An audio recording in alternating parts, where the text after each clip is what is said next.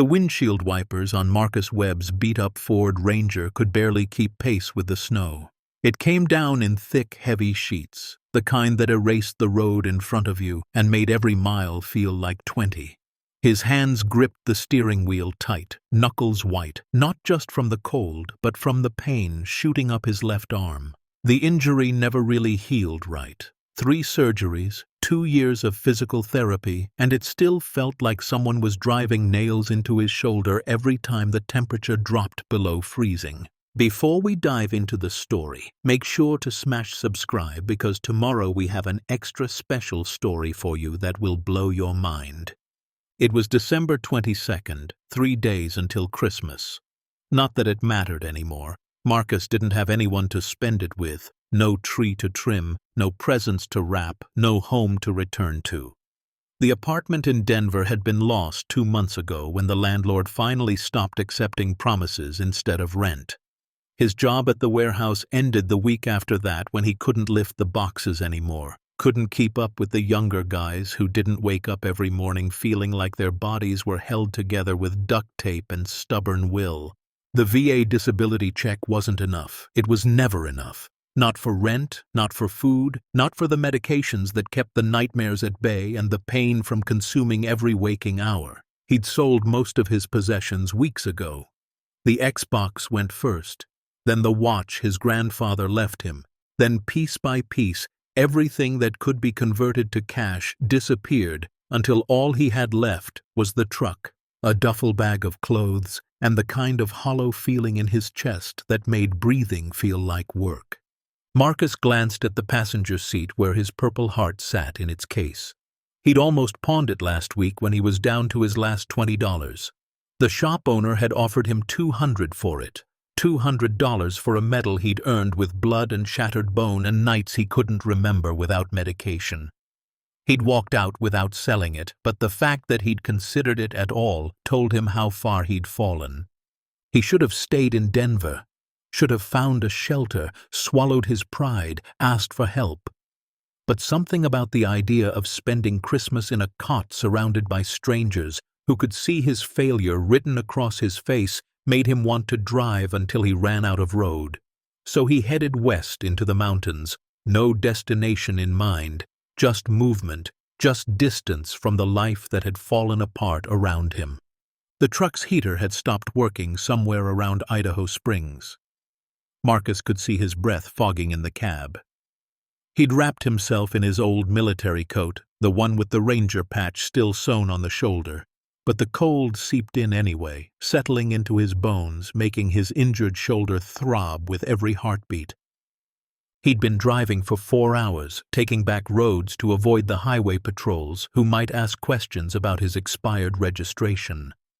The radio had lost signal an hour ago, leaving him alone with the sound of wind battering the truck and the rhythmic thump of wipers fighting a losing battle against the snow. That's when the storm hit for real. What had been manageable snow turned violent in minutes. The wind screamed across the highway, pushing the truck sideways. Visibility dropped to nothing. Marcus squinted through the windshield, looking for anything, a gas station, a ranger station, a rest stop, but there was only white, endless and suffocating. His phone sat on the dashboard, screen cracked from when he'd dropped it last week. No signal out here anyway. The battery icon showed 18%. He'd been trying to conserve it, charging it in brief spurts when he could afford to idle the truck, but out here it didn't matter. No signal meant no help. Then the engine started making the sound, a low grinding that turned into a high-pitched squeal. The temperature gauge climbed into the red. Steam poured from under the hood, visible even through the blinding snow. "No," Marcus whispered. "No, no, no, come on. Not now." The truck shuddered once, coughed, and died. He coasted to what he hoped was the shoulder. It was impossible to tell where the road ended and the ditch began. He tried the ignition. Nothing. Again. Nothing. The engine was done. Marcus sat in the sudden silence, his breath fogging in front of his face as the residual heat bled away from the cab. Outside, the storm howled like something alive and hungry. Through the passenger window, he could barely make out the dark shapes of pine trees bending under the wind's assault. He pulled out his phone. No signal. Battery at 16% now. The temperature inside the cab was already dropping. He could feel it on his face, in his lungs. In an hour, maybe 2, the cold would be dangerous. In 3 or 4, it would be lethal. Marcus had survived worse. He'd survived Kandahar in summer when the temperature hit 120 degrees and you could watch the sweat evaporate off your skin. He'd survived a firefight where his Humvee took an RPG and he'd dragged 2 wounded soldiers out while his shoulder screamed and blood ran down his arm. He'd survived the flight home with the cargo hold full of flag-draped coffins and the knowledge that some of his friends were making that journey in boxes instead of seats. But this was different. This wasn't enemy fire or tactical decisions. This was just the universe's indifference. And right now, alone in a dying truck on a forgotten mountain road, that indifference felt more dangerous than any insurgent ever had. He looked out into the swirling snow and saw it, or thought he saw it. Maybe 100 yards up a slope, a dark shape against the white. Could be a building. Could be a rock formation. Could be his mind playing tricks, offering hope where there was none. He didn't have a choice. Staying in the truck meant freezing to death by morning. Marcus grabbed his duffel bag, zipped his coat to his chin, pulled his hood up, and stepped out into the storm. The cold hit him like a physical blow. Wind tore at his clothes, found every gap, every opening, and knifed through with Arctic precision. Snow stung his face, got in his eyes, his nose, his mouth. Every breath burned his lungs. He could barely see 3 feet in front of him. Marcus slung the duffel over his good shoulder and started climbing the slope. Each step was a battle. The snow came up to his knees, sometimes his thighs. His boots found no purchase, sliding backward almost as much as they moved forward. The wind shoved him around like a bully looking for a fight. His injured shoulder screamed in protest as he used his arms to pull himself up, grabbing at pine branches, rocks, anything solid. The pain was white-hot, electric, the kind that made you want to vomit. He gritted his teeth and kept climbing because the alternative was dying in the snow and nobody finding him until spring, if then. Twice he fell. The first time he went down hard on his left side and the pain in his shoulder made him see stars. He lay there for a moment, face in the snow, and thought about just staying down. It would be easier. The cold would take him eventually, and they said freezing wasn't a bad way to go. You got sleepy, then you stopped feeling the pain, then you just drifted away. But something made him get up. Maybe it was training. The way the army had drilled into him that you never quit, never surrender, never stop fighting. Maybe it was the memory of his grandfather, the old man who'd raised him after his parents died, who used to say that Webbs didn't give up even when giving up made sense. Or maybe it was just the stubborn streak that had gotten him through 29 years of a hard life. Marcus pushed himself back to his feet and kept climbing. The second fall was worse. His boot caught on something buried under the snow and he went down face first. His head hit something solid, a rock, a tree root, and for a moment everything went dark. When his vision cleared, blood was dripping from his forehead, warm against his frozen skin. He touched the wound gingerly. Not deep, but head wounds bled a lot. He wiped the blood away with his sleeve and looked up. The shape was closer now. Definitely man-made, definitely real. A cabin, small but sturdy, sitting among a cluster of pine trees like it had been waiting for him. Marcus crawled the last 20 yards. He didn't have the strength left to walk. His hands were numb, his face felt like frozen leather, and his shoulder had gone from screaming to a dull roar that meant nerve damage and frostbite weren't far off. He pulled himself onto the porch, snow-covered and buried beneath drifts, and tried the door. Locked. Of course it was locked. Why would anything be easy? Marcus jiggled the handle, desperation making him rough. The door was solid, heavier than it should be for a mountain cabin. Through his gloves he could feel quality hardware, the kind that cost money. "Come on," he muttered through numb lips. "Come on, come on, come on." He stepped back and kicked the door near the handle. Pain exploded through his hip, but the old wood around the lock splintered. 2 more kicks, each one sending shockwaves through his injured body, and the door burst open. The inside was dark and cold, but it was shelter. Marcus stumbled in and shoved the door closed behind him, cutting off the wind's howl to a muffled roar. He stood there in the darkness, breathing hard, every part of him aching. His shoulder felt like it was on fire. His head throbbed where he'd hit it. His hands and feet had no feeling at all. He fumbled for his phone, hands shaking so badly it took 3 tries to pull it from his pocket. Battery at 14% now. He turned on the flashlight and swept it around the cabin. The beam revealed a single large room. There was a fireplace, dark and cold, dominating one wall. A small kitchen area with a hand pump sink. Furniture covered with white sheets like ghosts. A door in the back wall that probably led to a bedroom. Everything was covered in dust, thick and undisturbed. The air smelled stale and old, like no one had been here in years. But there was something else, something that didn't fit. The cabin was abandoned, neglected, forgotten. But it was also solid, well built. The kind of construction you saw in expensive homes, not remote mountain retreats. The walls were thick, the floor level and sturdy beneath his feet. Even the door he'd just kicked in had been solid oak, way heavier than necessary. Marcus made his way to the fireplace on legs that barely held him. Please let there be wood. His numb fingers found a stack beside the hearth, dry and ready. Matches sat on the mantel in a tin that rattled when he picked it up. His hands shook so badly it took 6 tries to light one, but finally flame caught kindling, and within minutes a small fire crackled to life. The warmth was immediate and overwhelming. Marcus sank down in front of it, holding his hands out to the flames. For a long time he just sat there, not thinking, not planning, just letting the fire do its work.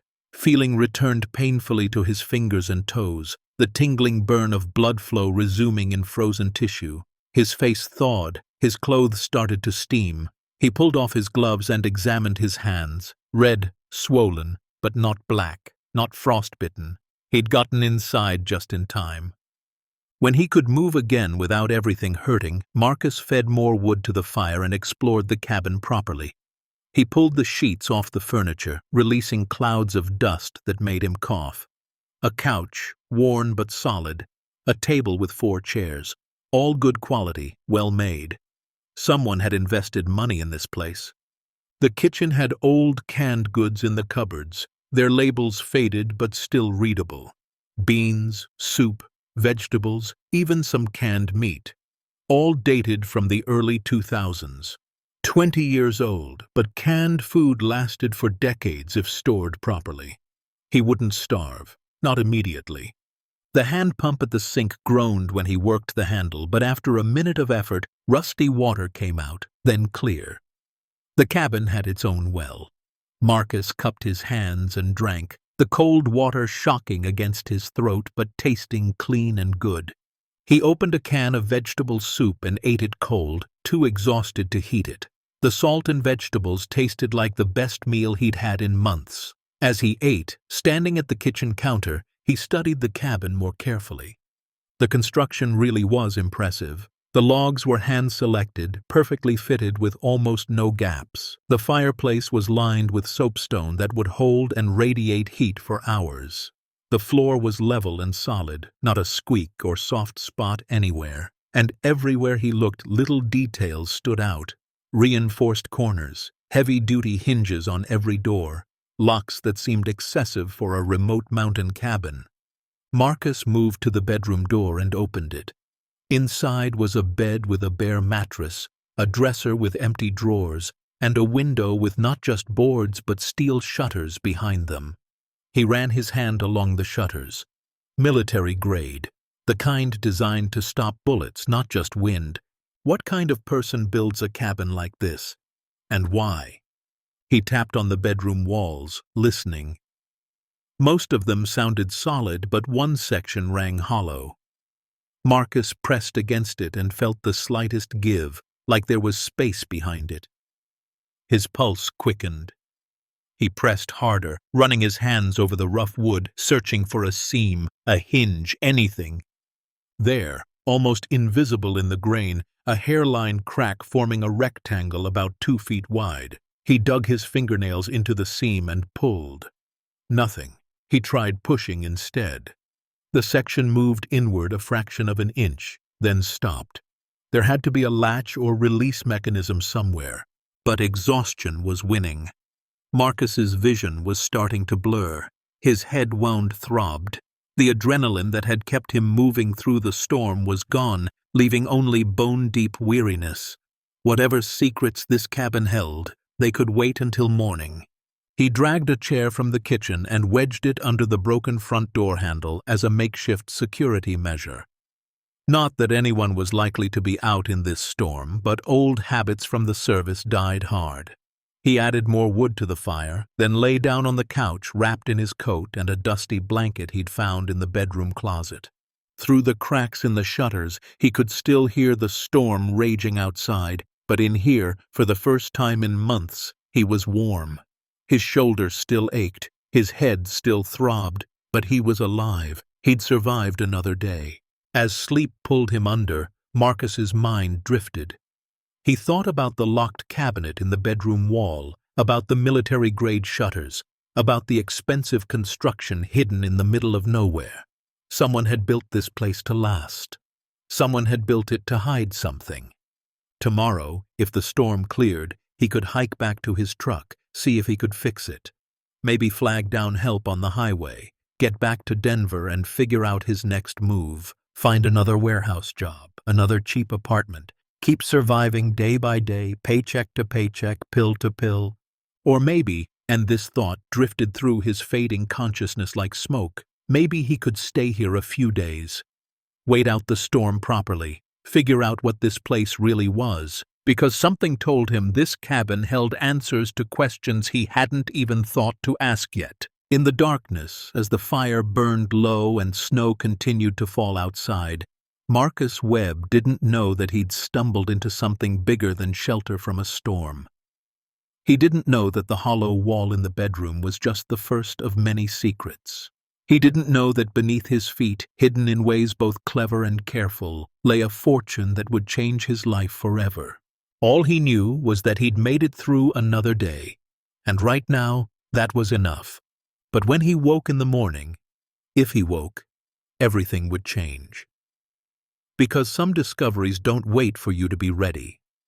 They arrive when you're at your lowest, when you've got nothing left to lose, when the universe decides it's time to test who you really are beneath the pain and the fear and the desperate fight to keep breathing.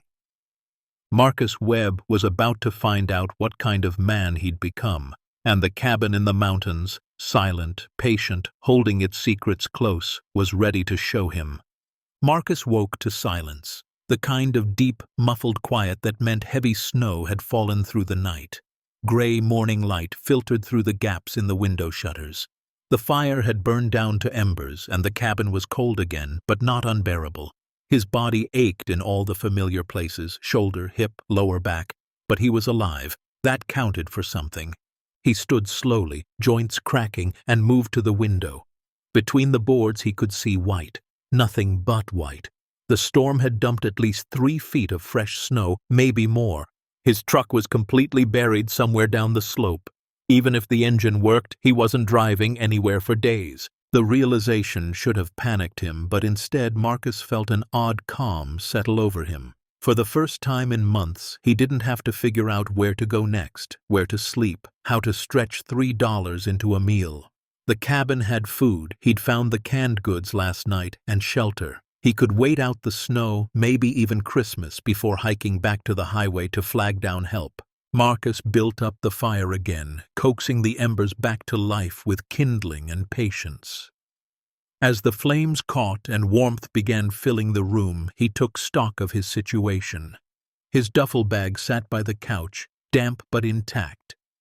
Inside were 3 changes of clothes, a half-empty bottle of painkillers, his discharge papers, and the Purple Heart he'd almost pawned. Not much to show for 29 years of living.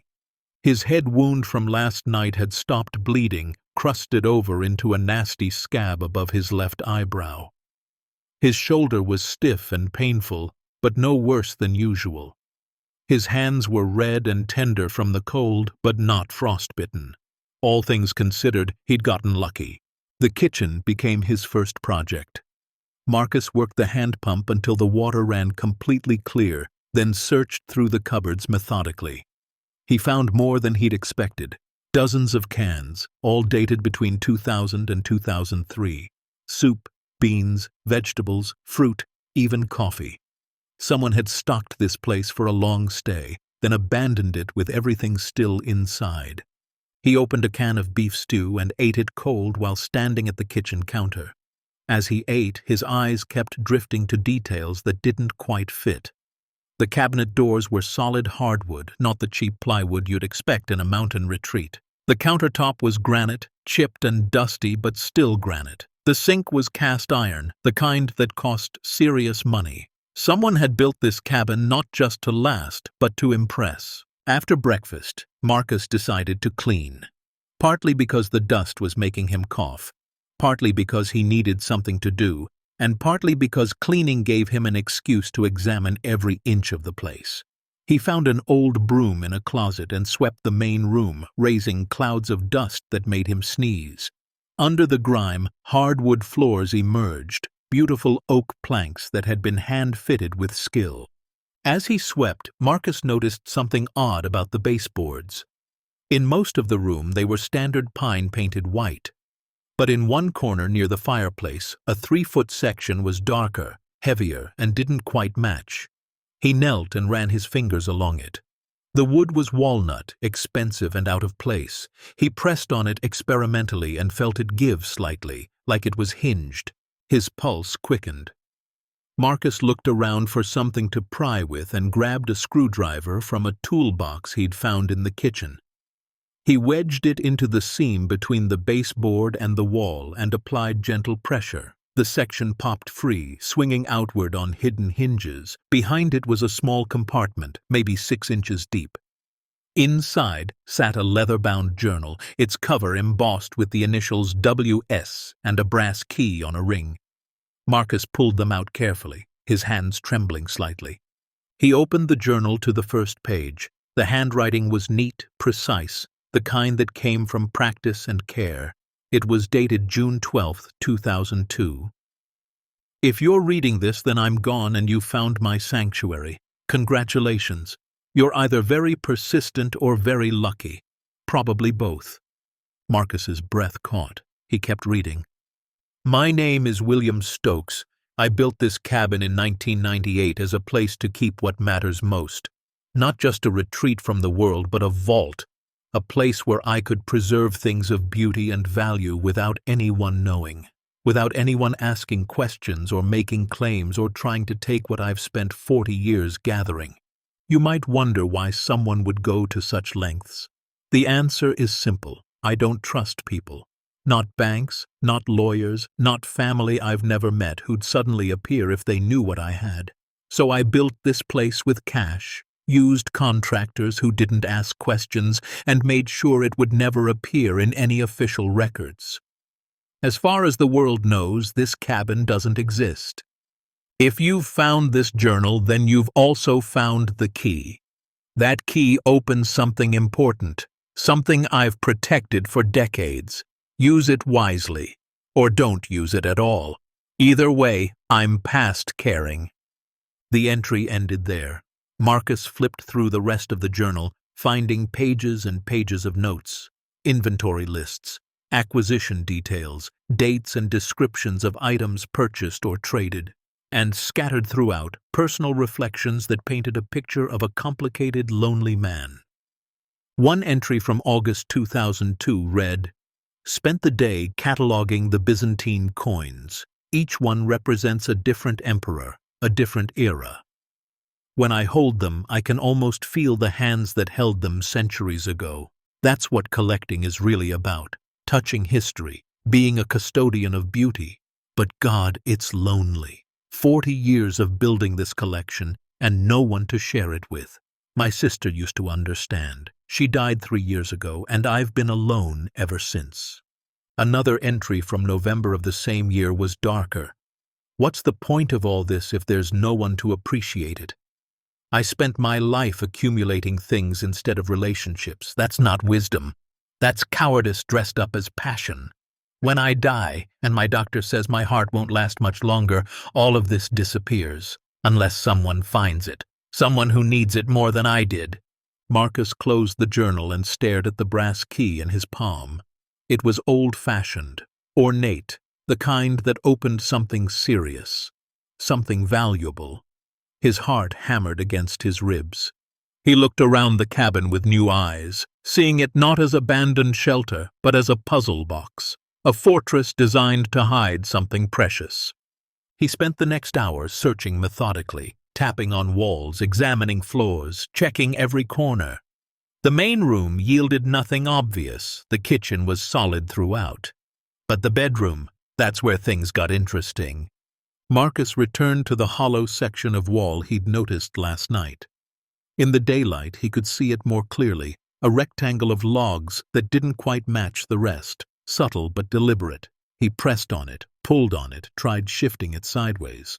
Nothing worked. Then he remembered the journal's cryptic instructions about following the construction. Marcus stepped back and studied the entire room. The bed sat against the north wall, the dresser against the west wall, the window with its steel shutters on the east wall, and on the south wall, the hollow section. But there was something else. The floorboards near the bed ran east to west, like they should. But near the hollow wall, they ran north to south. The change in direction was subtle, hidden under years of dust, but once he saw it, it was obvious. Someone had rebuilt this section of floor differently. Marcus moved the bed aside. It was heavier than expected, solid oak, and examined the floorboards carefully. Most of them were nailed down tight, but 3 boards near the wall had small gaps between them, barely visible. He wedged the screwdriver into one gap and lifted. The board came up easily. Underneath was a metal panel, and set into the center of that panel was a lock, a brass lock that looked like it would fit the brass key in Marcus's pocket. His hands shook as he fitted the key into the lock. It slid in perfectly, like it had been waiting 20 years for this moment. Marcus turned it. Something deep below clicked and released. The entire panel lifted on hidden hinges, revealing a ladder descending into darkness. Cold air rushed up, carrying the smell of earth and stone and something else, something metallic and clean, like a bank vault.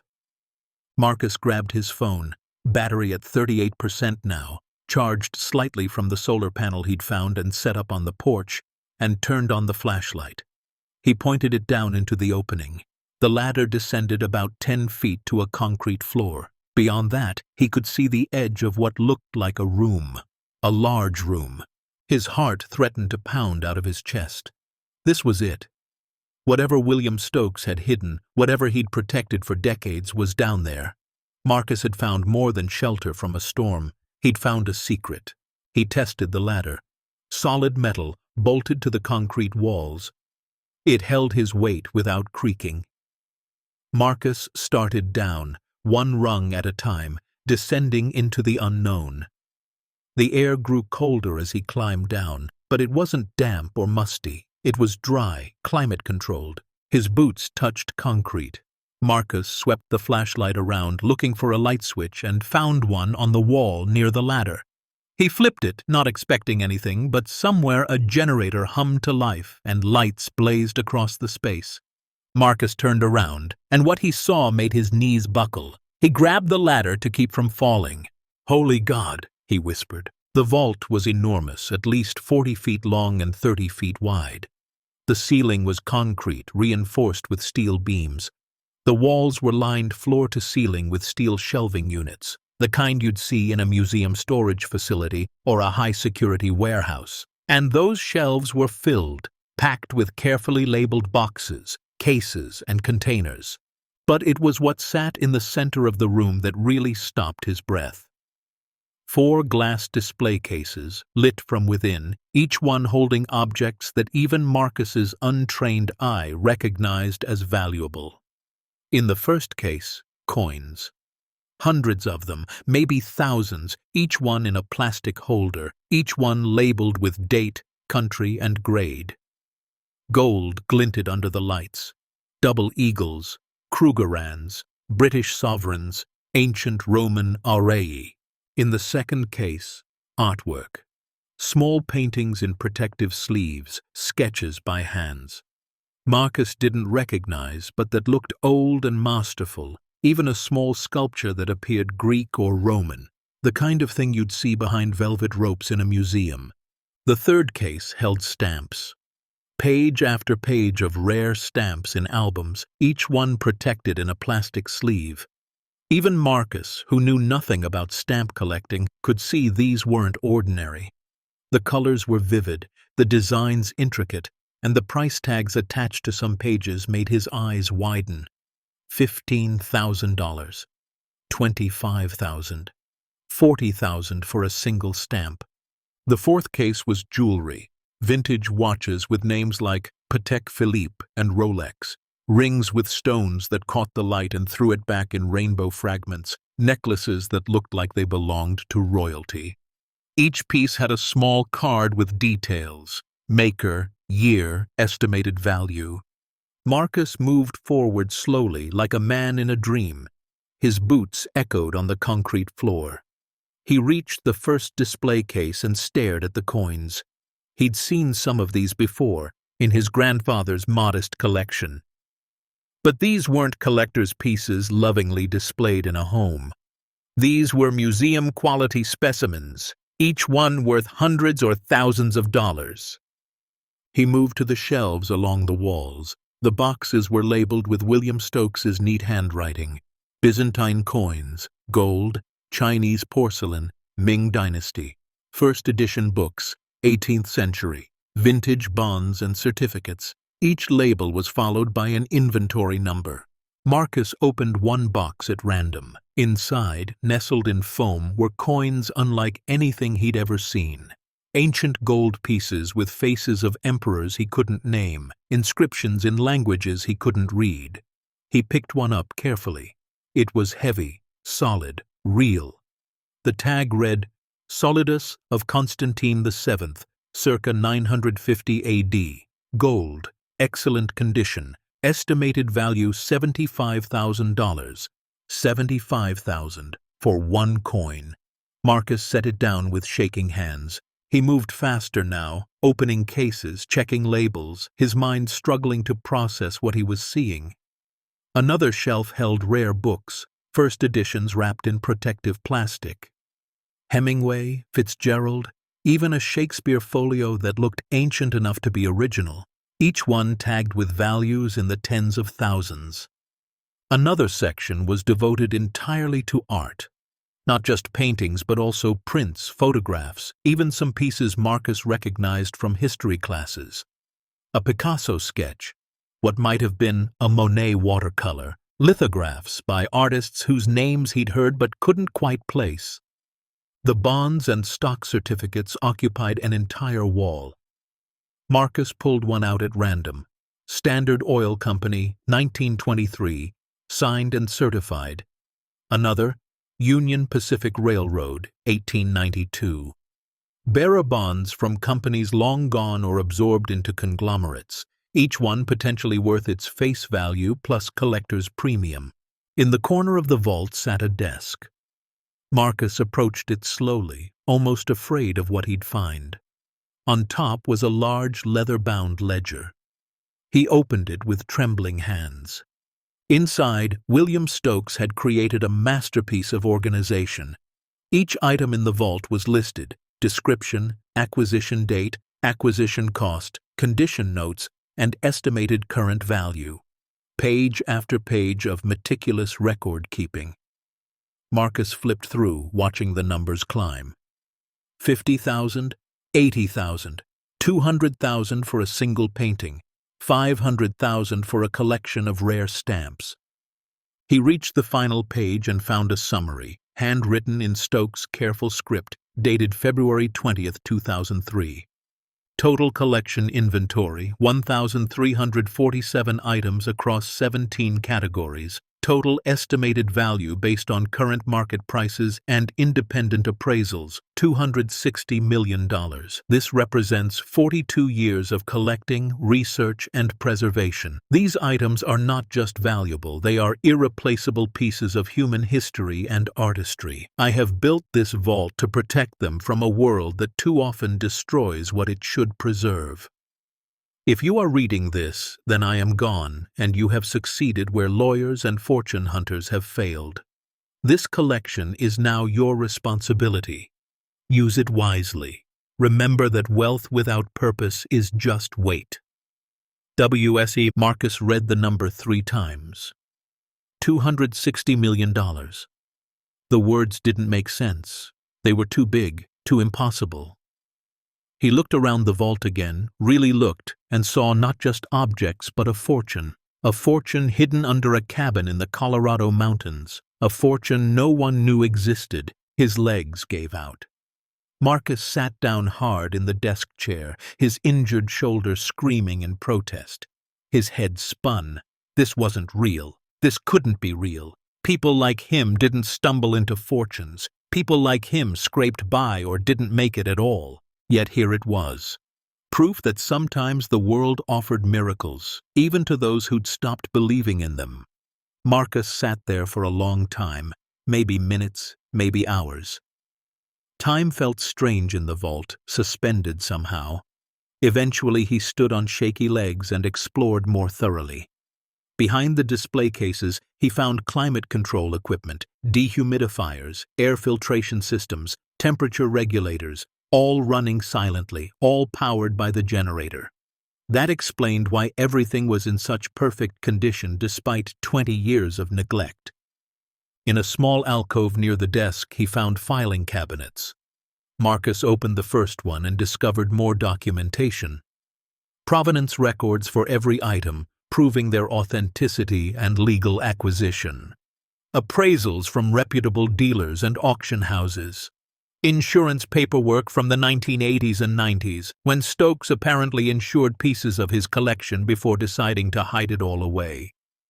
The second filing cabinet held something different: personal letters and photographs. Marcus pulled out a folder at random. Inside were photos of a younger William Stokes, maybe in his 40s, standing beside a woman who looked like him. Same sharp features, same intelligent eyes. His sister, probably. They were at what looked like an auction house, both of them smiling, holding up a framed painting. Marcus found a letter tucked behind the photo. It was addressed to William from his sister Eleanor, dated 1996. Dear William, I know you think I don't understand your passion for collecting, but I do. I see how your face lights up when you talk about finding a rare coin or authenticating a painting. That joy is real and precious. But I worry about you, big brother. You spend so much time with objects and so little with people. Money and treasures can't keep you warm at night. They can't laugh at your jokes or hold your hand when you're scared. Please don't let your collection become a prison. Love, Eleanor. Marcus felt something twist in his chest. He put the letter back and closed the cabinet. William Stokes had built an empire of beauty and value, but died alone. That was the real story here, not the fortune. He climbed back up the ladder, closing the vault carefully behind him. Back in the bedroom, he replaced the floorboards and pushed the bed back into position. In the main room, he sat on the couch and stared at the fire, trying to process what he'd just discovered. $260 million sat below his feet. A collection so valuable it defied imagination, hidden away by a man who'd valued objects over connections and regretted it too late. And Marcus Webb, homeless veteran with a broken shoulder and $3 to his name, was the only person who knew it existed. The practical questions started flooding in. What was he supposed to do? This wasn't his property. The cabin wasn't his. The collection wasn't his. It belonged to who? William Stokes was dead. The journal said he had no will, no heirs. The cabin didn't exist in official records, which meant the collection had fallen through the cracks of the legal system. It was abandoned property, lost treasure, and Marcus had found it. He could take what he could carry and disappear. A handful of the most valuable coins would be worth hundreds of thousands, maybe $1 million. Enough to start over, get proper medical care for his shoulder, find a real home. No one would ever know. Or he could report it. Call the authorities, turn everything over, let lawyers and the government fight over it while he got nothing but a thank you and maybe a finder's fee, if he was lucky. Or, and this option scared him most, he could try to claim it properly.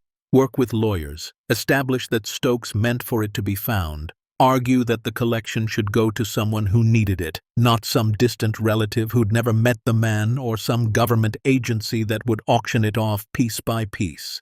Marcus stood and walked to the window. Through the gaps in the shutters, he could see the storm had passed. Blue sky showed between the clouds. The sun was setting, painting the snow orange and pink. It was beautiful. It was Christmas Eve. He was standing in a hidden cabin on top of a fortune he hadn't earned, trying to decide what kind of man he wanted to be. The kind who took what he could and ran? The kind who followed the rules even when the rules made no sense? Or the kind who tried to do what William Stokes actually wanted? Use the wealth for something meaningful, something bigger than one person's survival. Marcus pulled the journal from his pocket and read one passage again. Remember that wealth without purpose is just weight. He understood that now. Stokes hadn't hidden this fortune to hoard it. He'd hidden it because he couldn't figure out how to use it meaningfully before he died. He'd built a vault of regrets as much as a vault of treasures. Marcus didn't want to make the same mistake, but he also didn't know if he was strong enough to do the right thing. Not yet. Not when he was still fighting just to survive each day. So he made a temporary decision. He would stay in the cabin through Christmas, use the time to rest, to think, to figure out his next move. The collection had been hidden for 20 years. A few more days wouldn't matter. Marcus added more wood to the fire and opened a can of soup for dinner. As he ate, watching the flames dance and listening to the wind outside fade to nothing, he felt something he hadn't felt in years. Not happiness exactly, but possibility. Like his life had just cracked open in a way he didn't understand yet. Tomorrow was Christmas. The day after that, he'd start figuring out what to do with a fortune he never expected and a choice that would define the rest of his life. But tonight he was warm, fed, and safe. And underneath him, hidden but waiting, was proof that sometimes the universe offered second chances, even to those who thought they'd used up all their chances long ago.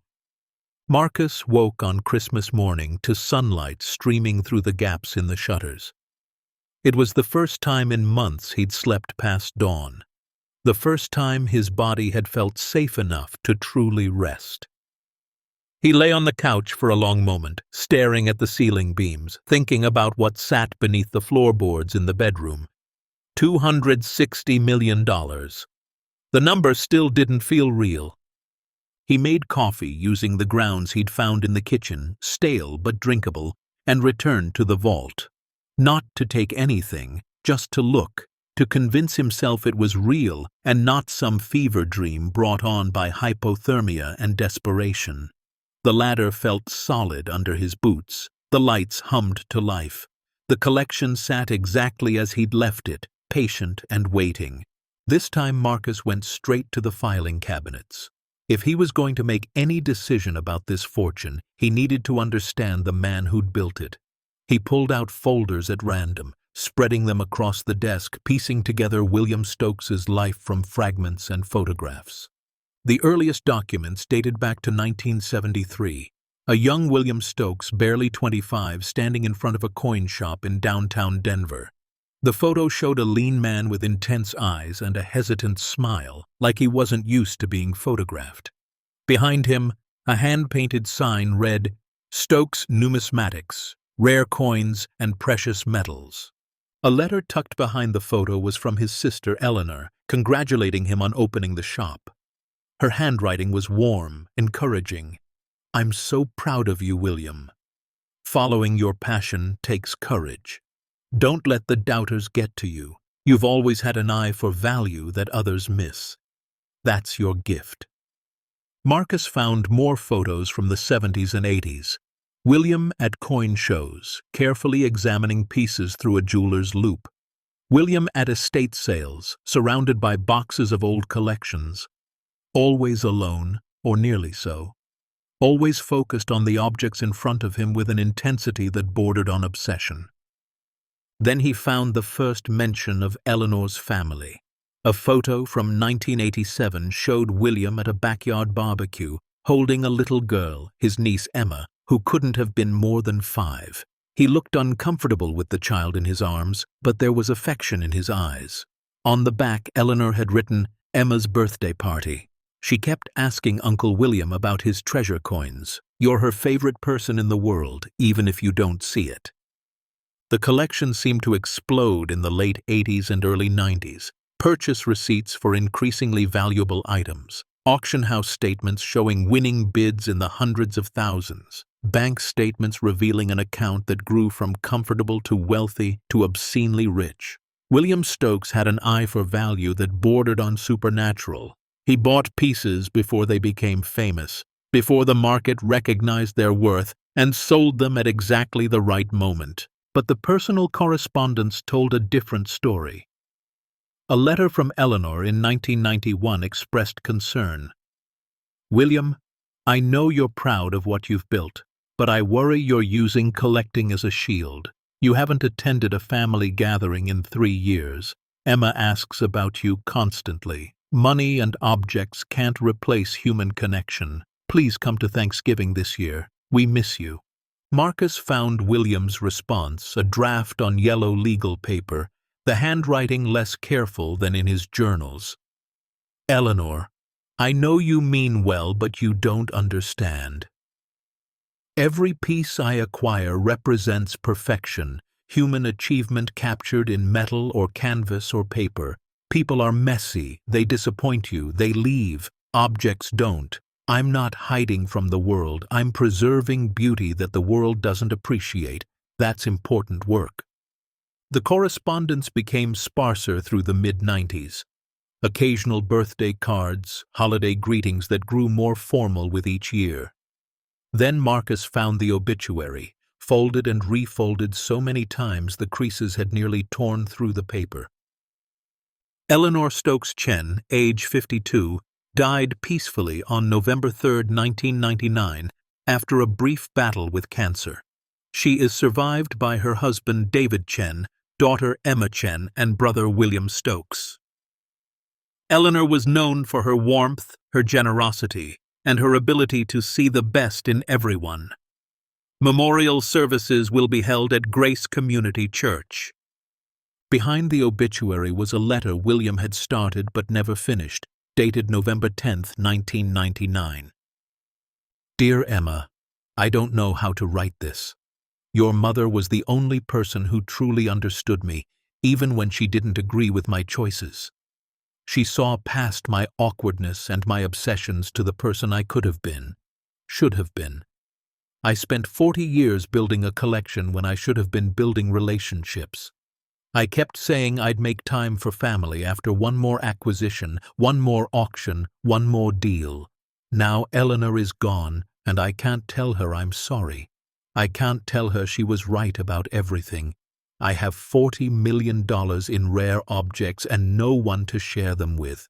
What kind of fool does that make me? I want to give you everything, Emma. You're my only family now, but your mother made me promise not to drag you into my world of acquisitions and auctions. She said you deserved a normal life, so I'm going to do something else. I'm going to—" The letter ended mid-sentence, like William had been interrupted or simply given up trying to articulate what he felt.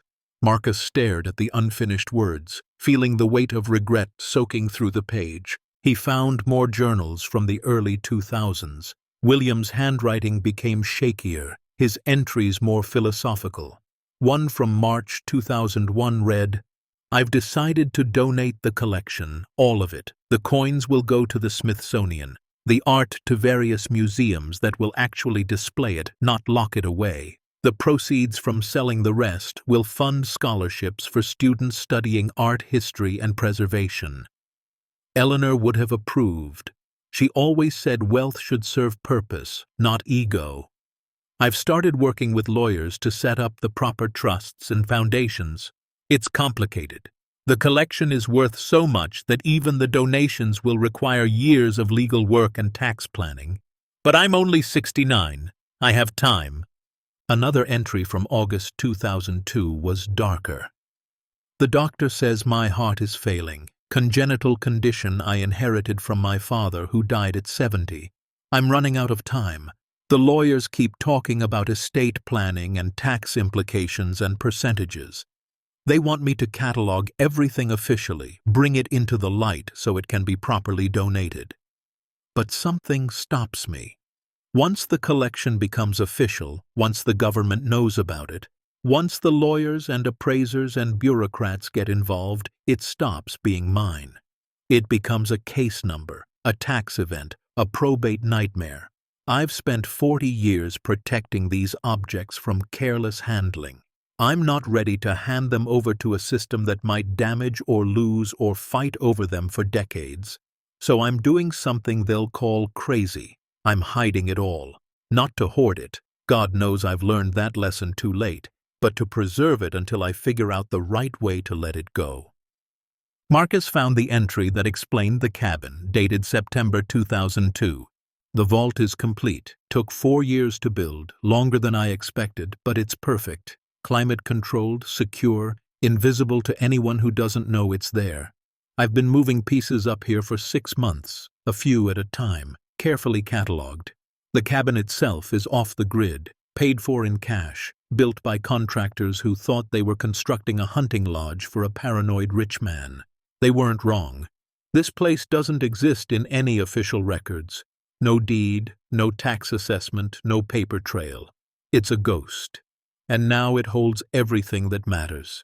My plan is simple. Finish cataloging everything, update my will to include instructions for finding the cabin and its contents, then let the lawyers handle it after I'm gone. The collection will be donated exactly as I intended, but on my terms, with documentation that proves I meant for it to serve the public good. I just need a little more time. But time ran out. Marcus found William's final journal entries from early 2003. The handwriting was barely legible, scrawled in obvious pain. January 15th. Chest pains worse. Doctor wants to do surgery. I keep putting it off. Need to finish the documentation first. Need to make sure everything is properly recorded. If something happens to me before I update the will, all of this disappears. No one knows about the cabin. Not the lawyers, not Emma, not anyone. That was the point. Keep it secret until the legal framework was ready. But what if I've been too clever? What if I die and this all gets lost forever? The last entry was dated March 8, 2003, written in a shaky hand that barely stayed on the lines. Heart attack last night. Mild, they say, but I know better. This is the warning. I have days, maybe weeks. Called the lawyer to update the will.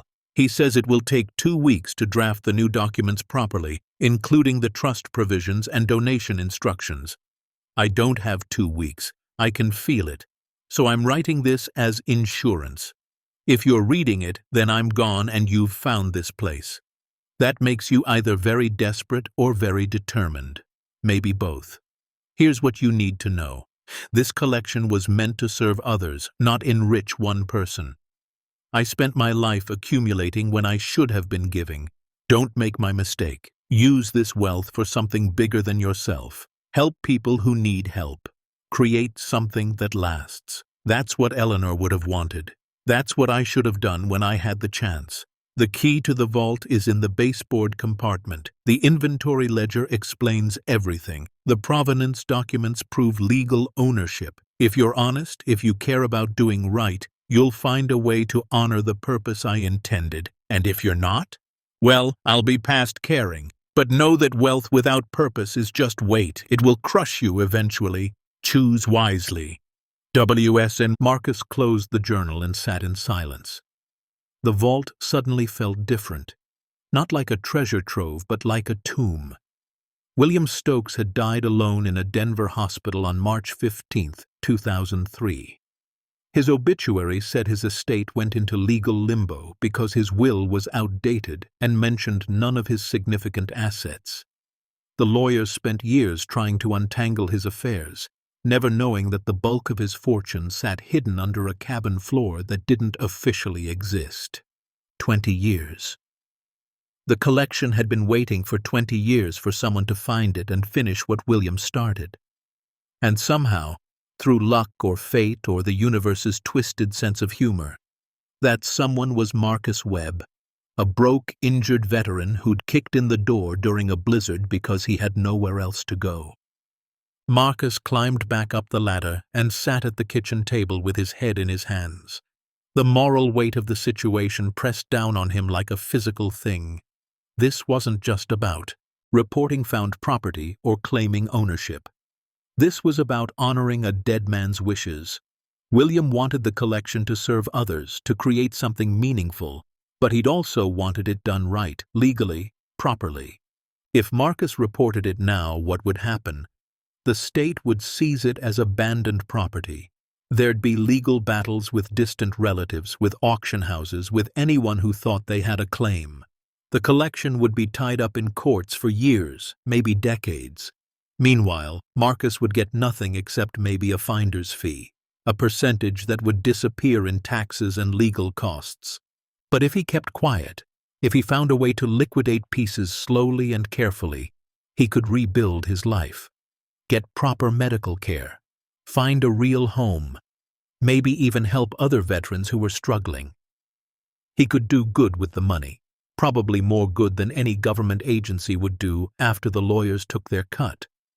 The rationalization was tempting, but Marcus knew it was wrong. Not illegal necessarily.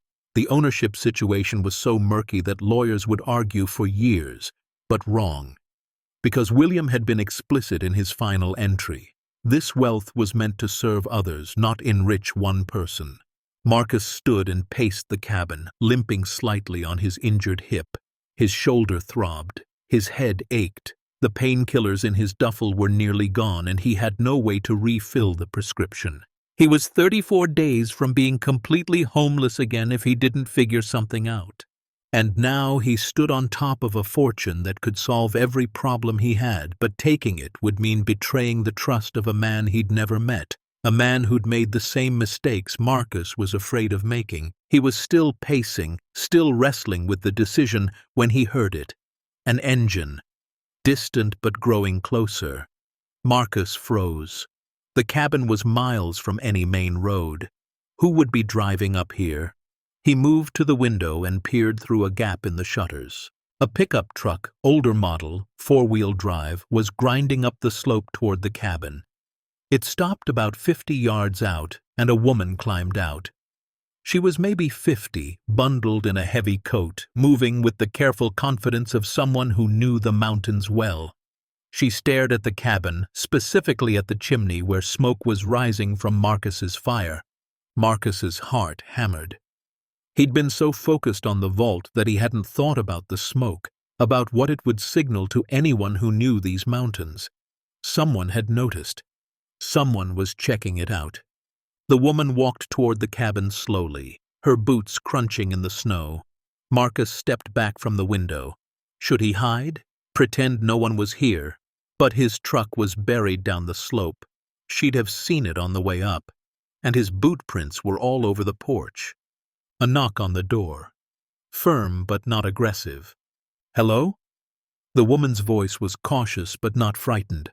"I saw smoke from down the valley. This cabin's been empty for 20 years. If someone's in trouble, I can help." Marcus made a decision. He opened the door.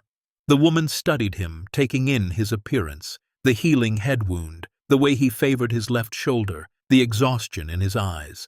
Her expression softened. "You're hurt," she said simply. "I'm okay," Marcus replied. "My truck broke down during the storm. I needed shelter." "That storm was 3 days ago." She gestured to the chimney. "You've been burning fires regularly. Either you're stuck or you're squatting. Which is it?" Marcus hesitated, then decided on partial truth. My truck's buried down the slope, engines shot. I was waiting for the snow to clear before hiking out. The woman nodded slowly. I'm Catherine Reeves. I live about 5 miles down the valley. My property backs up to this section of forest. I've kept an eye on this cabin for years, making sure teenagers don't burn it down or turn it into a meth lab. She paused. I didn't expect to find a veteran hiding out. Marcus glanced down at his coat with the ranger patch still visible. That obvious? The way you stand, the way you answered the door, scanning for threats even when there aren't any. Catherine's expression was kind but firm. Look, I don't know your story and I'm not judging, but people are going to notice the smoke. The Harrisons live about 3 miles east. Old Man Burke has a place 4 miles west. They'll start asking questions, and then the county sheriff will come check it out. If you're trespassing, you need to know that before it becomes a legal problem. I know, Marcus said quietly. I was going to hike out tomorrow.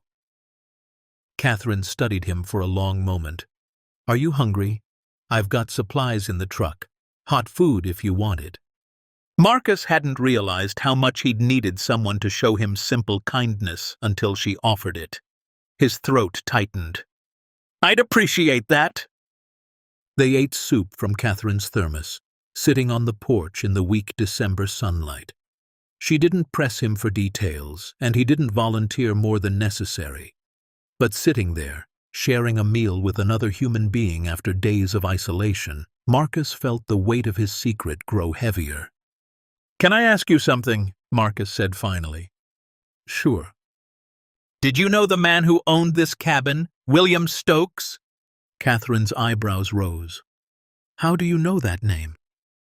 I found some papers inside, old documents. She was quiet for a moment. I met him a few times, years ago before he died. He was difficult to know, brilliant but isolated. He'd come up here for weeks at a time, never talked to anyone, then disappear back to Denver. She paused. There were rumors he had money, lots of it. Some people thought he was hiding something up here, but after he died and the cabin sat empty, everyone figured it was just talk. Marcus's pulse quickened. What kind of rumors? That he dealt in rare collectibles, that he didn't trust banks, that he had assets that never showed up in probate. Catherine shrugged. But rumors are just rumors. The cabin's been empty for 20 years.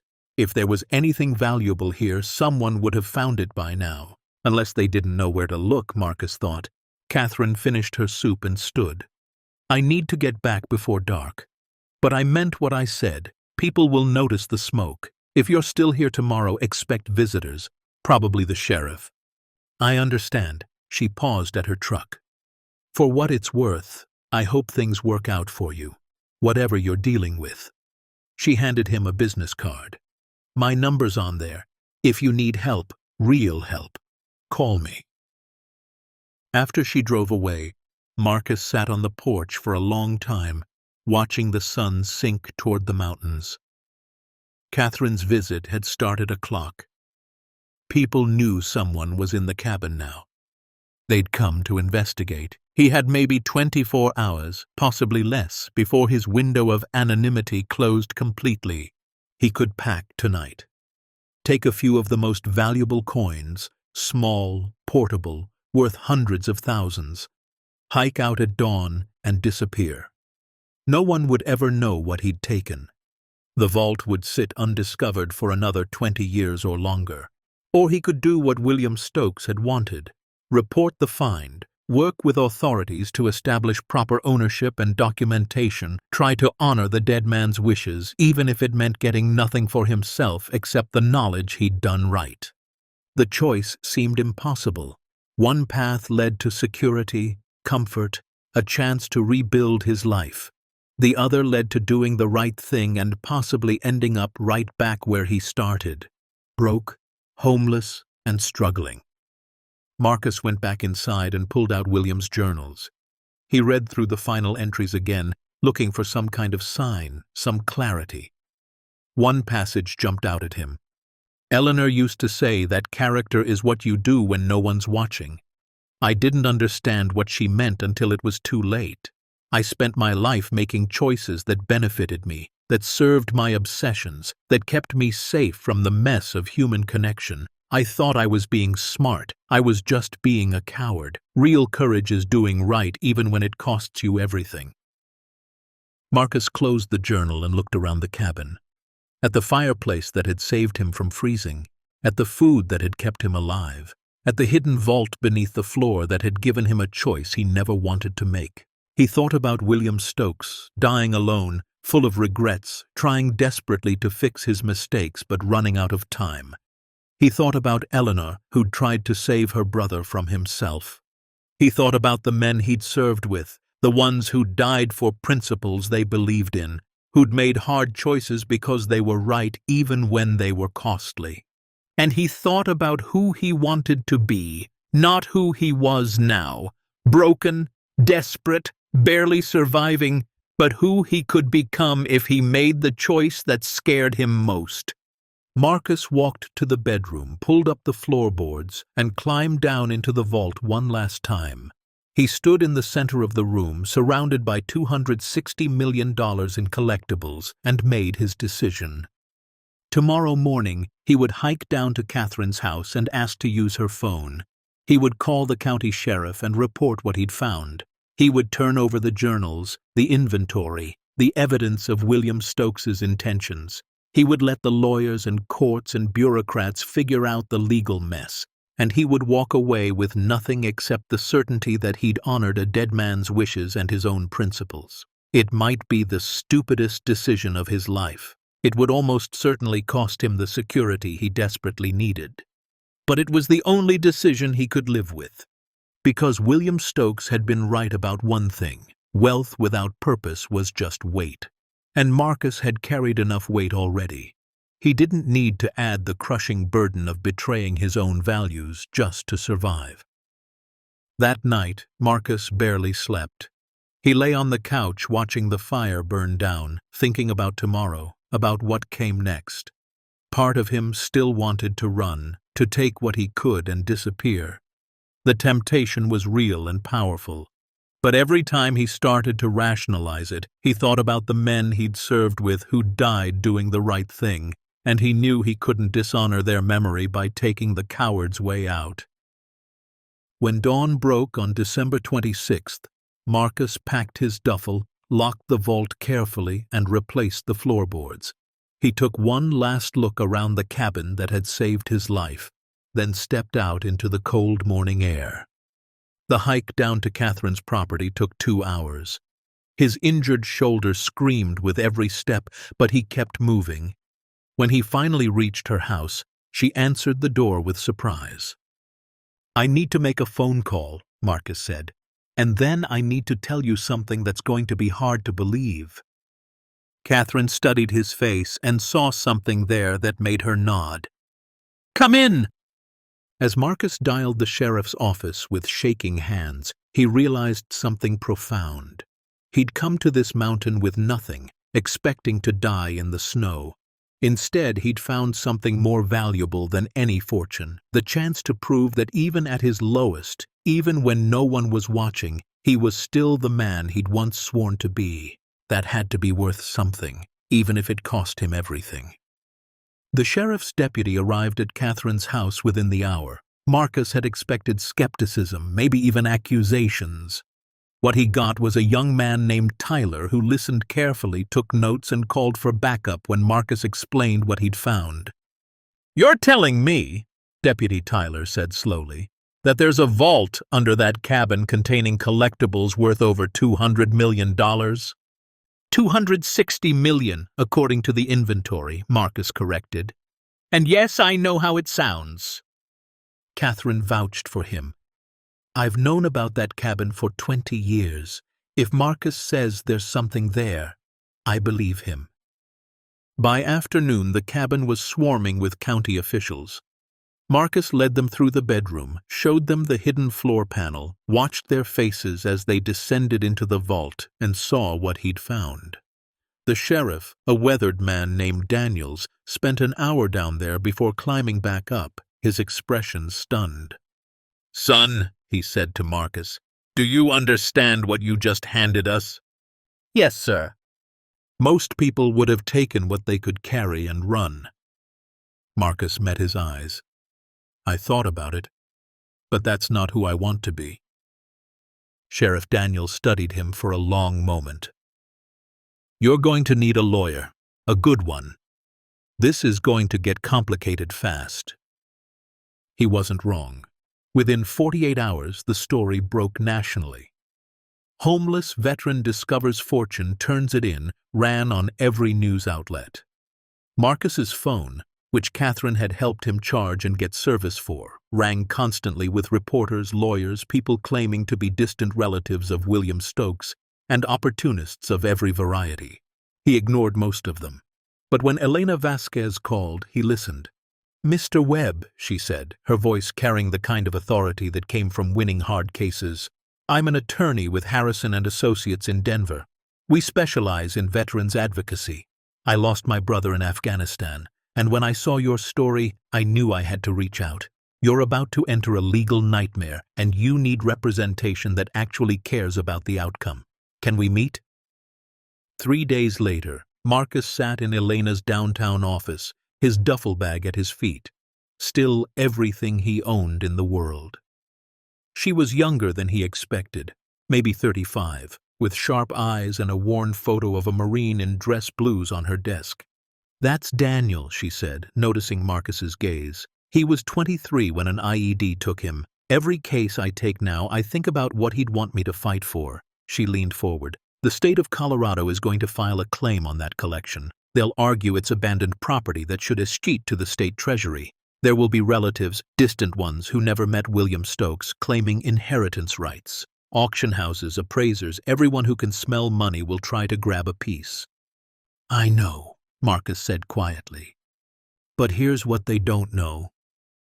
Elena slid a folder across the desk. "I've spent the last 2 days researching William Stokes, and I found something interesting in his early corporate filings.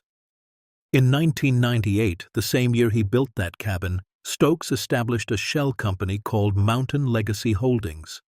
That company owned the land where the cabin sits. And buried in the Articles of Incorporation, page 37, is a clause that says if Stokes dies without heirs, all assets of Mountain Legacy Holdings transfer to a charitable trust for the benefit of those who served their country in uniform." Marcus stared at her. He set this up intentionally. Exactly. Stokes was dying and knew it. He wanted the collection to help veterans, but he structured it so it couldn't be found through normal channels. The shell company paid property taxes through his death and for 5 years after using an automatic payment system. Then the money ran out, the property went into tax default, and everyone forgot about it. Elena's eyes gleamed. "But that incorporation clause is still valid. It means the collection was always meant for veterans. And you, Mr. Webb, are the person who found it. A veteran in desperate need, exactly who Stokes intended." "Will it hold up in court?" "If we argue it right, yes, it won't be fast or easy. But I think we can win this." She paused. "The question is, what do you want, Marcus? A finder's fee, a percentage, or something bigger?" Marcus thought about William Stokes's final journal entry, about Eleanor's letters urging her brother to use his wealth for connection instead of isolation, about the men and women he'd served with who'd come home broken and been abandoned by a system that thanked them for their service while cutting their benefits. "I want to finish what William started," Marcus said. "Use the collection to help veterans who are where I was 3 weeks ago. Housing, medical care, mental health support, job training. Everything the VA promises but can't deliver. Can we do that?" Elena smiled. "Now we're talking." The legal battle consumed the next 19 months. 19 months of depositions, hearings, document reviews, and endless waiting. The state filed its claim, arguing the property was abandoned. 12 distant relatives emerged, claiming they deserved shares despite having no contact with William Stokes during his life. One auction house argued they had rights based on a consulting contract from 1992. Through it all, Marcus lived in a small apartment Elena's firm helped him secure, worked odd jobs to cover expenses, and tried to stay sane. The media attention was overwhelming at first. Camera crews camped outside his apartment. Reporters called at all hours. Some framed him as a hero, the honest vet who did the right thing. Others implied he must be angling for something, that no one turned in a fortune without expecting a cut. The scrutiny cut deep. Marcus had spent his adult life trying to be invisible, just another face in the crowd. Now strangers had opinions about his character, his motives, his worthiness. He stopped reading the comments online after someone wrote, "Probably just looking for sympathy points. Real heroes don't brag about doing the right thing." The attention died down eventually, but the legal process ground on. Marcus attended every hearing, answered every question, provided every document Elena requested. Some days he wondered if he'd made a catastrophic mistake. He was still broke, still struggling, still dealing with injuries that made every day a battle. Meanwhile, the collection sat in a state-secured facility, gathering dust while lawyers argued over Latin phrases and precedents from cases 100 years old. The turning point came during a hearing in month 16. The judge assigned to the case, a retired Marine named Callahan, had spent weeks reviewing documents. Now he asked to meet with Marcus privately in chambers off the record. "Mr. Webb," Judge Callahan said once they were alone, "I've read your service record. 2 tours in Iraq, Purple Heart, honorable discharge despite injuries that should have qualified you for a higher disability rating. The system failed you." Marcus didn't know what to say to that. "And then," the judge continued, "you found $260 million and reported it, even though you were homeless, even though you had every reason to take what you needed and disappear." He paused. "I want to know why." Marcus thought carefully before answering. "Because I remembered who I used to be, sir. Before the injuries, before the nightmares, before everything fell apart. I was a ranger. That meant something. It meant doing the hard right instead of the easy wrong. And I realized that losing my home and my job didn't change that. I was still that person. I just had to choose to be him." Judge Callahan studied him for a long moment. "The law is going to side with you, son. The charitable trust clause is ironclad. But I need to know, what are you going to do with it?" Marcus had thought about nothing else for months. "Start a foundation. Use the collection's value as collateral for loans and donations to fund programs for veterans who are struggling. Real programs, housing assistance, medical care that doesn't make you wait 9 months for an appointment, mental health support from therapists who understand combat trauma, job training that leads to actual jobs. Everything we need but can't get. That's a big undertaking." "I know, sir, but I've got time. And I've got motivation." Marcus met the judge's eyes. "I found that cabin because I was $3 from giving up completely.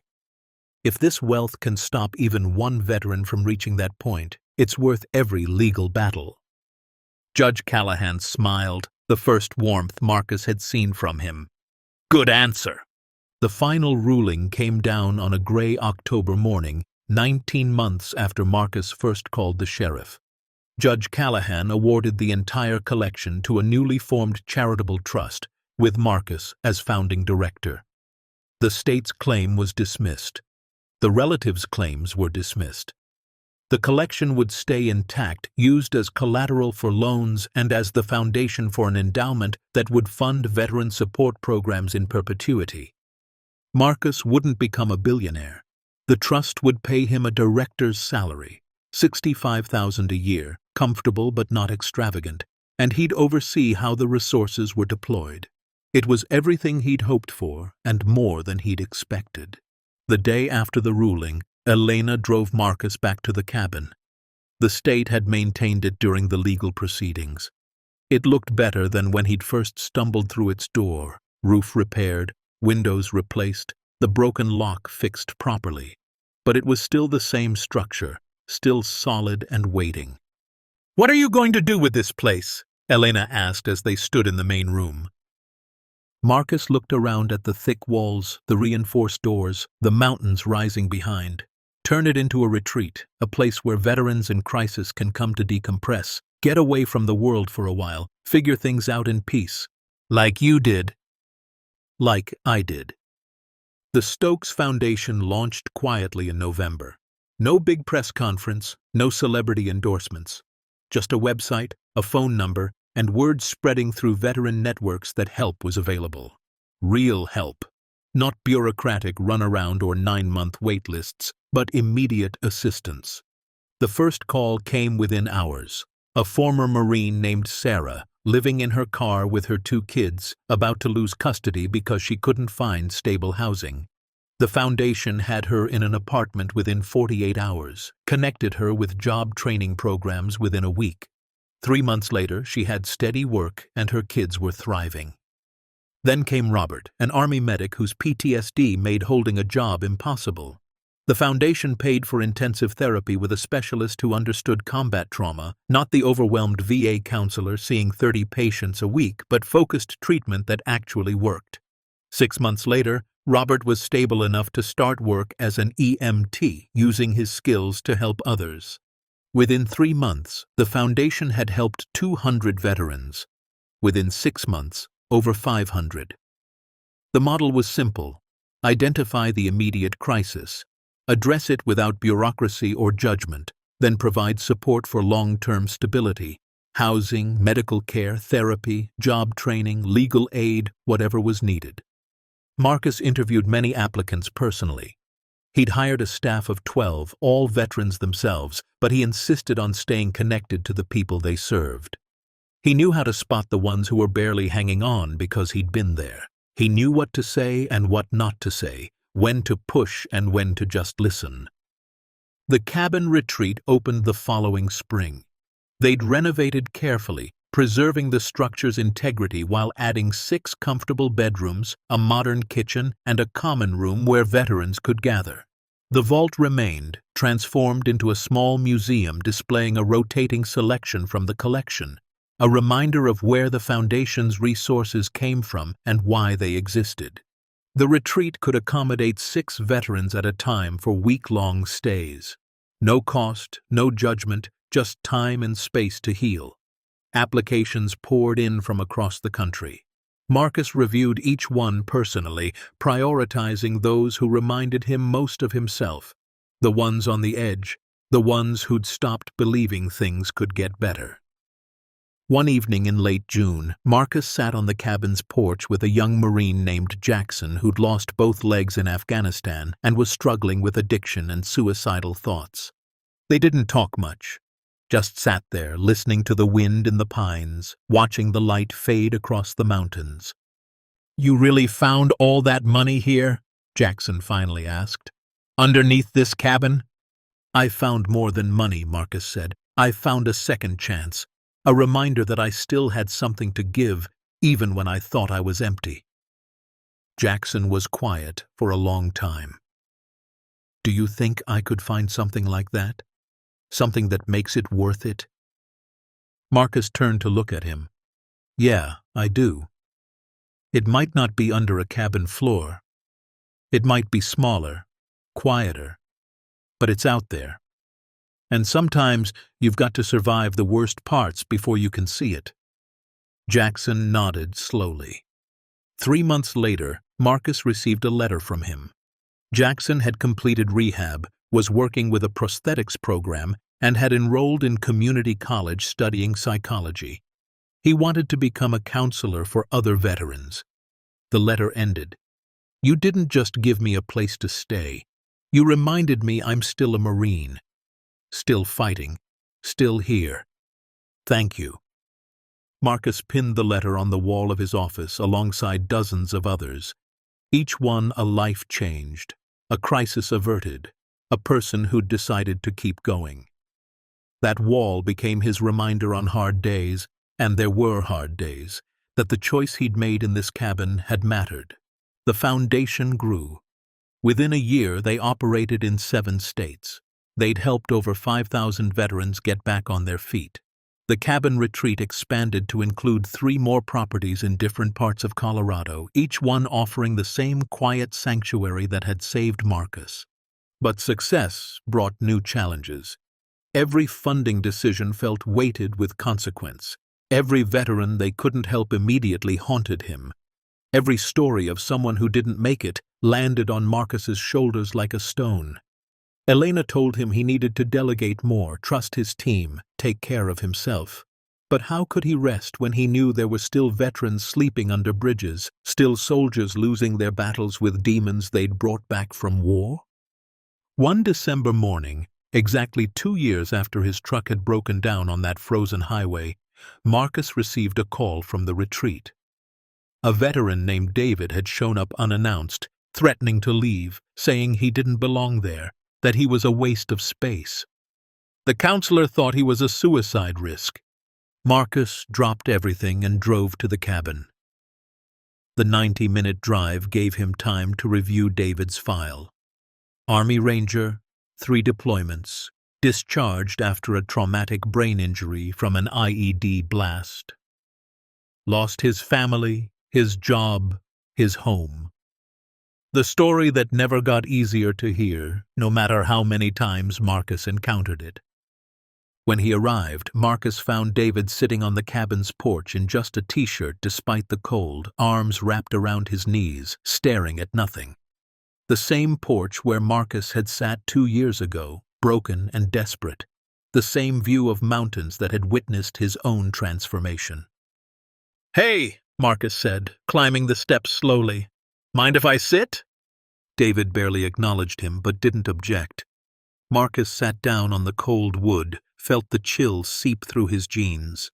"You don't have to talk," Marcus said after a moment. "But I'm going to tell you a story, about the night I almost died on this mountain." He told David everything. About being homeless, about the broken truck and the storm, about the $3 in his pocket and the hollow feeling that maybe it would be easier to just lie down in the snow and stop fighting. About kicking in the cabin door not because he was brave but because he was out of options. "I sat right here," Marcus said, gesturing to the porch, "after I found what was in that vault, and I had a choice. Take what I could carry and disappear, or do something that might help people like us. People who served their country and came home to a system that forgot about them." "Why didn't you run?" David asked quietly. First words he'd spoken. Marcus considered the question carefully. "Because I realized the worst thing I'd lost wasn't my home or my health. It was the belief that my life still had purpose, that I still mattered. And when I found that vault, I understood that sometimes you're given a second chance not just to save yourself, but to prove your life can still mean something bigger than survival." David finally turned to look at him. His eyes were hollow, exhausted. "What if there's nothing left? What if I'm too broken?" "Then you rest here," Marcus said firmly. "You rest until the broken parts start to heal. And if that takes a week or a month or a year, that's fine, because you've already given more than most people ever will. You served, you fought, you survived. That counts for something."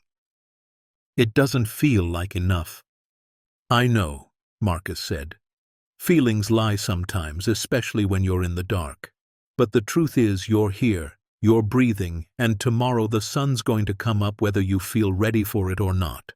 So stick around. See what it brings. Just one more day." They sat together as the afternoon light faded. Eventually David's shaking stopped. A counselor brought out blankets and hot coffee. Marcus stayed until David agreed to go back inside. Eat something, give it one more day. Just one more day. That's all Marcus asked. One more day, then another, until eventually the days added up to a life worth living again. As Marcus drove back to Denver that evening, his phone lit up with messages. More veterans reaching out, more requests for help, more crises that needed managing. But beneath the weight was something else now, something that kept him going even on the hardest days. Purpose. That's what he'd found in William Stokes's cabin 2 years ago. Not money, not security, but purpose. The knowledge that his life meant something, that his choices rippled outward and touched people he'd never meet, that he'd taken his worst moment and transformed it into hope for thousands of others. 3 weeks later, on Christmas Eve, Marcus stood in the cabin's renovated common room watching the sun set through the large new windows. The room was warm, decorated with simple holiday touches, nothing elaborate, just enough to remind everyone that this was a season of hope. In the kitchen, volunteers prepared dinner for the 6 veterans currently staying at the retreat. In the bedrooms, people were resting, healing, slowly finding their way back to themselves. Marcus had invited Catherine Reeves and Sheriff Daniels to join them for dinner, the 2 people who'd stood with him when his secret had first been exposed. Elena was coming too, with her partner and their kids. Even Judge Callahan had accepted the invitation, wanting to see what his ruling had made possible. As guests began arriving and the cabin filled with voices and laughter, Marcus stepped outside onto the porch, the same porch where he'd nearly frozen 2 years ago. The same view of mountains that had witnessed his transformation. He pulled out his phone and scrolled to a photo he'd saved, the first page of William Stokes's final journal entry. "Wealth without purpose is just weight," Marcus read aloud to the cold mountain air. "You were right, William. Thank you for leaving me the chance to learn that lesson before it was too late." Inside, someone called his name. Dinner was ready. Marcus pocketed his phone and turned toward the warm light spilling from the cabin's windows. Through the glass he could see people gathering. Veterans who'd been on the edge finding community, volunteers who'd found purpose in service, friends who'd stood by him through the hardest fight of his life. This was what $260 million in rare coins and art could become when channeled through purpose instead of greed. Not a vault gathering dust, but a lifeline for thousands. Not isolation, but connection. Not regrets, but redemption. Marcus Webb had climbed this mountain broke, injured, and hopeless. He'd found a fortune hidden under a cabin floor. But what he'd really discovered was something far more valuable. Proof that even at your lowest point, even when the world has forgotten you, you still have the power to choose who you'll be. He'd chosen to be someone who helped others climb back from the edge, someone who transformed his own second chance into second chances for thousands, someone who honored a dead man's wishes and his own principles even when it would have been easier to walk away with his pockets full. As he stepped back inside to join the dinner, David, the young ranger from a few weeks ago, approached with a hesitant smile. "Hey, Marcus, I wanted to tell you. I called my sister today. First time in 8 months. We talked for an hour. I'm going to visit her after New Year's." Marcus felt his throat tighten. "That's great, David. Really great. It's because of what you said, about giving it one more day. I've been doing that, and the days are starting to get easier." David paused. "Thank you for not giving up on me, for showing me what's possible." Marcus gripped the young man's shoulder. "You did the hard part. You chose to stay, to fight. That's all you, brother." As dinner progressed and stories were shared around the table, stories of struggle and survival, of setbacks and small victories, Marcus looked around at the faces gathered in William Stokes's cabin and understood something profound. This was the treasure.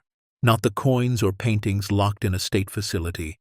Not the monetary value that had sparked legal battles and media attention.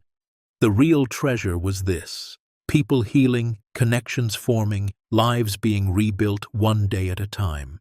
Later, after the guests had left and the retreat residents had settled in for the night, Marcus sat alone in the small office he'd set up in the cabin's original bedroom. The hidden floor panel was still there, marked now with a bronze plaque that read, "Here William Stokes hid his life's collection, intending it to serve those who served." His wish was honored by Marcus Webb, who chose integrity over wealth and purpose over profit. May this place always remind us that the greatest treasures are the lives we touch and the legacies we leave behind. Marcus opened his laptop and pulled up the Foundation's annual report. The numbers told a story.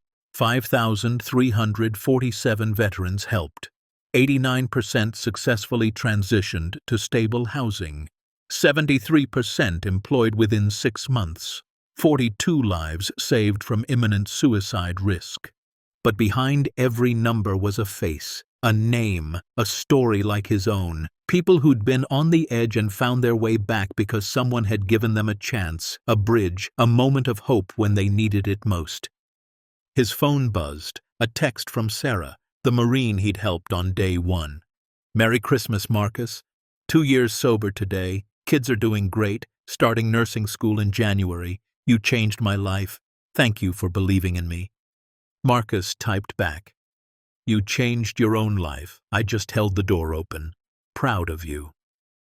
More messages rolled in, veterans checking in, staff sending holiday greetings, volunteers sharing photos from other retreat centers. Each message a reminder that the choice he'd made in this cabin 2 years ago hadn't just changed his life. It had created ripples that spread farther than he could have imagined. As midnight approached and Christmas Day arrived, Marcus stepped back out onto the porch. Snow had begun falling, soft and steady, covering the world in white. He thought about where he'd been 2 years ago. Broken, desperate, driving through a storm with nowhere to go and nothing left to lose. He thought about William Stokes, dying alone, trying desperately to fix his mistakes but running out of time. About Eleanor, who'd loved her brother enough to keep calling him back to connection even when he pushed everyone away. About all the veterans who'd served their country and been forgotten, who'd fought their way home only to face new battles without support. And he thought about the choice that had defined him: to honor a dead man's wishes even when it cost him everything. To believe that doing right mattered more than doing easy. To transform desperation into purpose and pain into service. Marcus Webb had found more than treasure in these mountains. He'd found redemption. He'd found proof that broken things, whether people or lives or forgotten dreams, could still be made whole if someone cared enough to do the work. The cabin's lights glowed warm behind him. Inside, 6 veterans slept peacefully, maybe for the first time in months or years. Tomorrow they'd wake to coffee and conversation, to counseling and community, to the simple but profound message that they mattered, that their struggles weren't faced alone, that someone understood and someone cared. This was what wealth looked like when channeled through purpose. This was what happened when you chose integrity over greed, when you honored the past while building a better future, when you transformed your own second chance into thousands of second chances for others. Marcus smiled into the falling snow. He wasn't rich. His apartment was modest, his car older than some of the veterans he helped, his bank account comfortable but far from flush. But he was wealthy in ways William Stokes never managed to be. Wealthy in purpose, wealthy in connection, wealthy in the knowledge that his life had meaning that would outlast him. Anyone can stumble upon fortune if they're lucky enough, but it takes someone truly extraordinary to find it and choose to share it.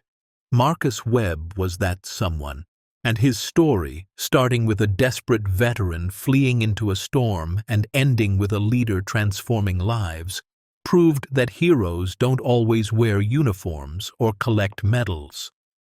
Sometimes they just make the hard right choice when the easy wrong would have been so much simpler.